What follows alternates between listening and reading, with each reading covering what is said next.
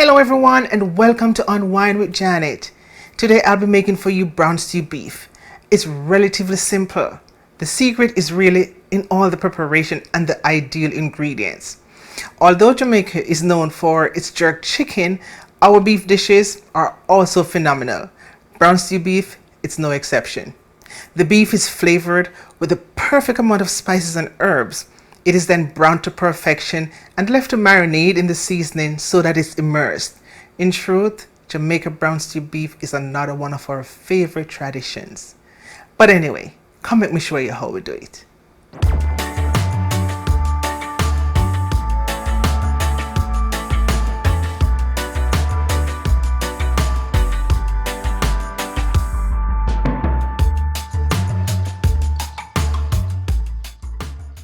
Welcome back my friends.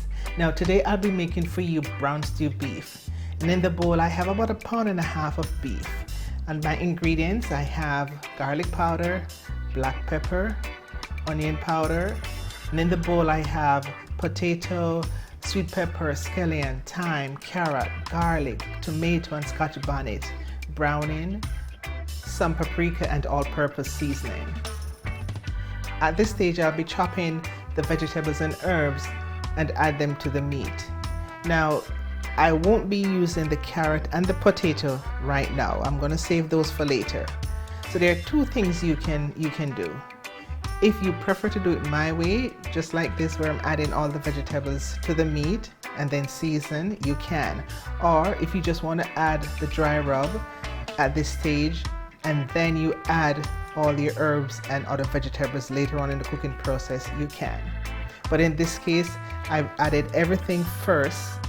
I'm going to season, marinate for about an hour, and then cook. If you realize that after seasoning your meat, the color is not as brown as you want to, you can always add a little bit more browning, but not too much, okay? So after the marination process, in a heated skillet, you're going to heat some oil, and you can use any oil of choice. And you're going to add your beef pieces. So I take my seasonings off. I save them for later. I have to make sure that the meat is brown first and it's partially cooked before I add my seasoning mixture to it. So I'll add all my beef, get them nicely brown. I would say medium heat, at least 5 minutes or less. You want to make sure that they're slightly brown, not burned on both sides. So I'll go in and flip them because I don't have too much in here. That is why I'm doing it individually. But normally, if I have a whole lot of meat in the pot, I would just use a spoon and stir them over until they're brown. So when they're totally brown, this is what it should look like. I also want you to make a note that at this stage I still haven't added any water. This is just the beef's natural juice as well as some oil. Now if it gets too oily, you can always scoop some out, but not everything. You do not want your gravy to be too greasy in the end.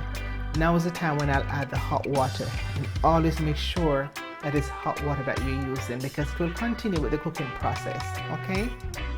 I would also advise that your beef pieces should be fully immersed. So whenever you're pouring your water, make sure it's at least 2 inches above your beef. Then you're going to cover and cook for at least 15 to 20 minutes, but it depends on the cut of beef that you're using. Some beef are more tender than the others, okay? But you always want to check. You can use your fork and just check to see if it's cooked. Now when it's partially cooked, that's when you'll add all your other seasoning and herbs or whatever it is that you want to add to it. Now is the time to add. Normally there's a little left over in the bowl, so I normally just use some hot water and shake it out and pour that in because you want to get as much flavor in your meat as possible. You do not want to waste anything at all. Now after you're through with this, if you want to add any additional seasoning like what I'm doing, so it's just a mixture of seasoning, salt and onion powder and paprika along with ketchup. That will give it another edge of flavor. I normally use ketchup for my beef or any other meat that I'm cooking. And after you've done with this, you're going to just cover it and then cook it for another 10 minutes. Again, it depends on the type of beef that you're cooking because some are more tender. And after that, you just constantly check and taste, do a taste test. Now, I totally forgot to add the carrot and the potato, so that is why I'm adding it at this stage. But under normal circumstances, I would add it with the other seasonings. Then you're just gonna cover and cook until it's tender, and you will know the level of tenderness that you want. So this is what it looks like in the end. It's nice and tender, and it's very tasty. Just by looking at it, you can tell.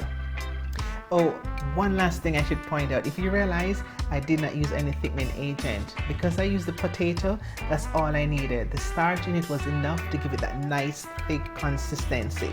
So in the end, this is what a brown stewed beef should look like. So enjoy.